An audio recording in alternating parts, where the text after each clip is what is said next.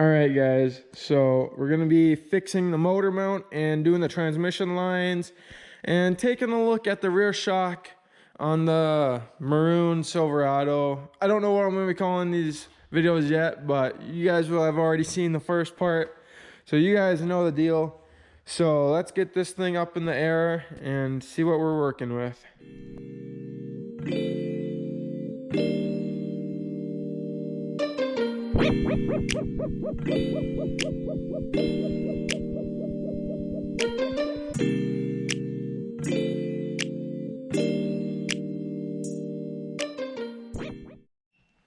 All right, guys, and I got the truck off of the ground now, as you guys saw from the little time lapse I took there.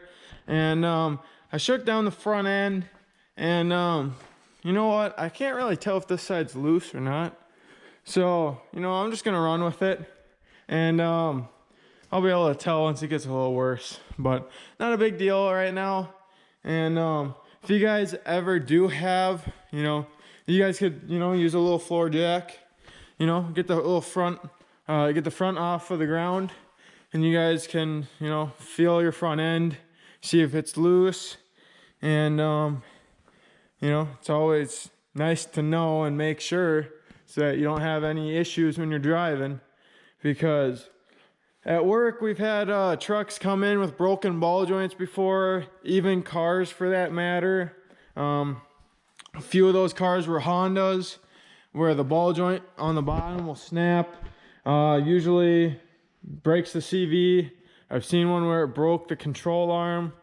Usually dents the fender, just not a good situation. So it's always good to, be up to date on that, so that you don't have any further problems and create more issues and just cause more damage. So, just make sure that you're safe with what you're driving. But if you have something new enough, then you're lucky. You don't have to worry about that as much. But we're gonna get started here and see what we're working with. All right, guys, so I ended up lowering the truck back down to get a better look at it.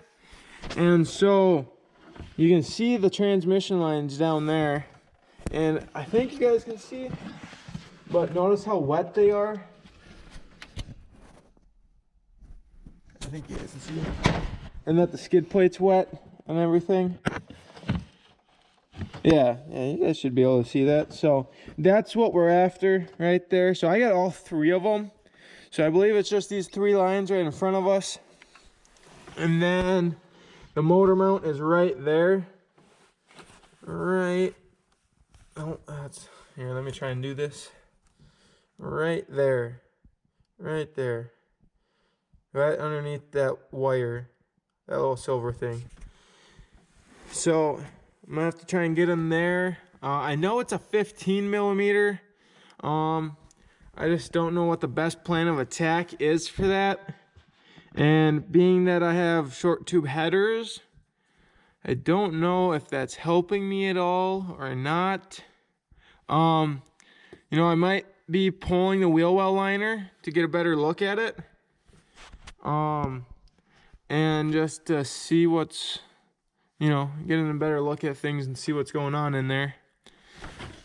But, might lift it up too to see exactly the route of those transmission lines. So, I'll let you guys know what I come up with. All right, guys, and here's a view from the bottom of the lines. You can see right up there. That's them going into the transmission. So, right up there, they go through there, right up against the motor there. You can still see them right up there. That's them right there. They go up there, right there. And then that's where you guys saw them from out front. So then they just go right up to the side of the radiator. Yeah, right here. There they all are.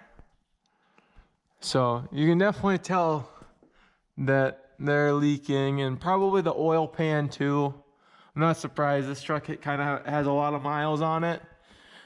So I'm not surprised that it's getting a little tired, but time to get these lines out of there. So I gotta figure out how to disconnect them, and then I don't think the motor mount will actually be in the way. Well, maybe if we're getting the new ones in there, I could see that maybe.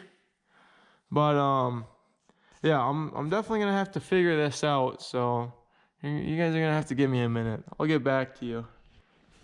All right, guys. So I got that little plastic cap off. You can see there, and then I was able to look at the nut or the fastener there that holds it to the transmission.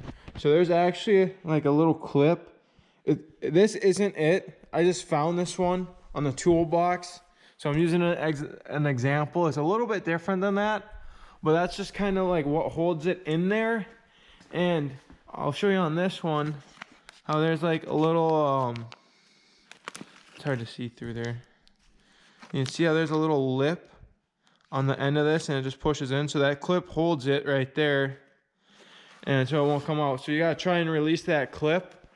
And that's where I gotta do a little bit of research to figure out the best way to get up in there and to release that clip.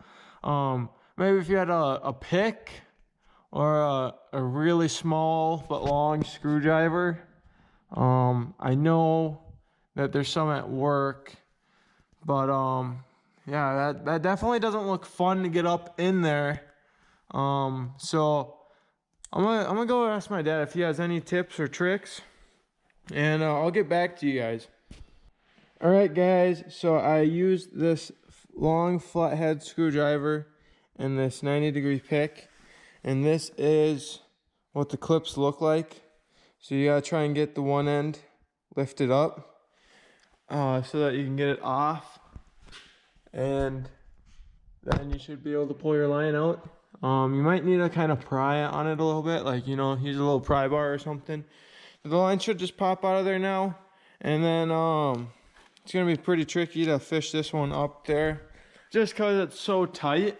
Like you can hardly even get your hand in there, but you know, I'll get it figured out. So, sorry this isn't the best tutorial. I'm just kind of learning as I go here too, because I've never done tranny lines before, but you know, here I am, and I'm getting it figured out. So might not be done tonight, but they'll get done. So just gonna keep on working at it. The one above it's gonna be a little harder, so I think I'm gonna get this line out of the way first, but I'll give it a try now just so that I don't have the mess that I gotta work with. But that one's gonna be a little more tricky, so stand by.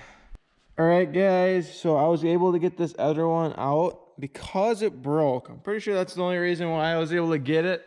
But I managed to get that long screwdriver up in there, and then I just kind of used a hammer to tap on it, and that seems to have worked for me. So I mean, I'll take it, because I was looking, I was like, you know, I don't think that top one's in there anymore. And so I reached up there, and then it just kind of fell out. So I'll take it.